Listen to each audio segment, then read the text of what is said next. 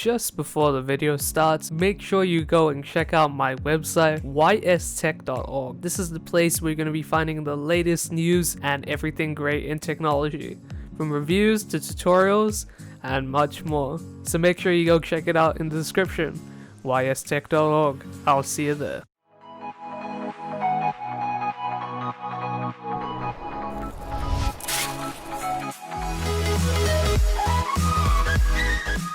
Hey guys, it is Wise from Wise Tech here, and today we're going to be doing our first PC build in quite a while.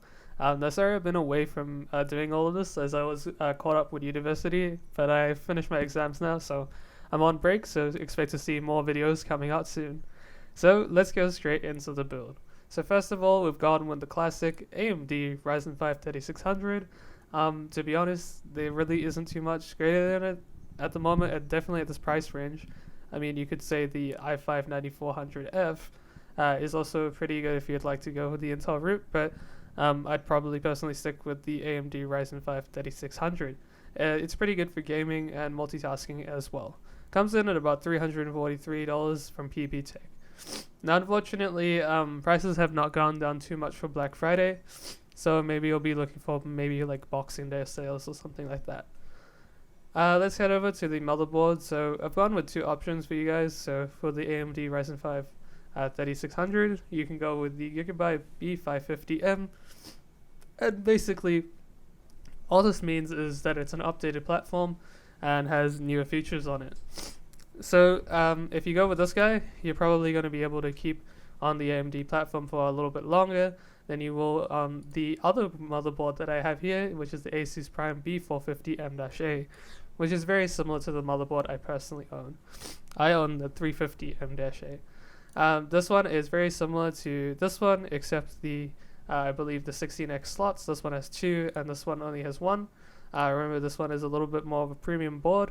I actually worked with this board last week when building my friend's computer, and in fact, my friend's computer is very, very similar to this build, so I can definitely vouch for the parts that were put in here. So yeah, I mean, it's probably go with the B550 for future-proof and upgradability purposes, so you'll be able to upgrade it in the future. So let's head over to the RAM. Now this is the Kingston HyperX Fury RGB 16GB. Now, nothing too much to say about it. It's also clocked at 3200 megahertz, and it comes in about $134 from Extreme PC, or from First Wave at $145, and $180 from PB Tech. Now, you might be saying, why didn't I go with something cheaper? There are other options that are cheaper than this, that are 3200 megahertz. The only reason I went with this is because I believe the cheapest 3200 megahertz that was below it was only $6 cheaper. I think $6 cheaper, so 133 I believe. And I was like, you know what, it's got RGB. I guess it's worth the extra $6 for it. So I mean, it's a luxury, yeah, but at the same time, it was only $6 more. You can go with something else, sure. Just make sure it's above 3200 megahertz, and 3600 megahertz is the ideal because it will work. Be a little bit faster for the AMD Ryzen 5 3600, and your performance gain will be slightly better. And yeah, I mean, there's not too much to say about the RAM, but let's head over to the SSD. So we've got the Samsung 860 EVO 500 gig. It's at $118 from First Wave, and a few weeks ago I think it was $99 from PB Tech. And the 970 EVO is also $99, so $100 from PB Tech a few weeks ago. So if you guys don't want to get this SATA SSD, which you would mount in your computer, you can get the 970 EVO. Sorry, I don't have it linked up here, but basically the 970 EVO will fit into this M.2 slot here, or NVMe slot here, and you just plug it in and you'll have a much faster SSD, although most of the time you won't really feel the difference between the SATA SSD and the M.2 or NVMe SSDs in terms of real world performance and game loading times and stuff like that. Where you will really feel it is probably when you're editing like 4K video, you're transferring around large files, you probably will feel that a little bit. But I mean, the SATA one is perfectly fine as well. So we've got the graphics card. I've gone with the Sapphire Radeon RX 5600 XT. Now I actually have 3 friends with this graphics card installed, and that includes the one from last week, and it is a very, very, very good card for the money. At the moment, it's $499 from PB Tech, and a few weeks ago, it was $449 from PB Tech. So definitely a good card for the mid-range, which is this build. It's a mid-range build.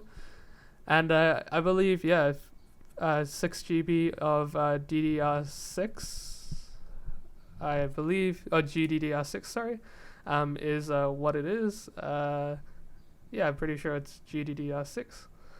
And it's a little bit faster than other graphics cards you can buy around the same price.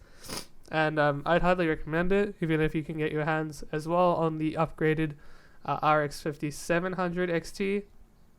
And will yet to be seen with the new graphics cards that have just come out. But for now, I think this is a pretty good option for 1080p medium high. And let's go on to the case. So we've got the Antec VSK10 Micro ATX build. So this one unfortunately doesn't have a side panel. You can go for another one which does have a side panel, but unfortunately it doesn't have a power supply shroud. My friend actually went for the other one, and it looks actually quite good with the glass side panel. But I mean, really, with these builds, it's up to you. But maybe you would want the side panel. Personally, I don't really mind. If you get the RGB RAM, maybe you get a glass side panel case instead. As well, it's all up to preference for this. Just make sure the motherboard size fits up with your case as usual. So this one is Micro ATX, and this is also Micro ATX. So it's to do with how you mount the motherboard and just where these holes are for the screws. I mean, it looks pretty good. I felt this one install once, and it's pretty kind of similar to mine with the power supply, with a power supply shroud. Mine doesn't have one. And up to you at the end of the day. It comes in about $69 from Playtech or $79 from PB Tech. So let's head over to the power supply. Now, 2 of my friends are actually using this. It's the Silverstone Strider 650 watt 80 plus gold certified fully modular power supply.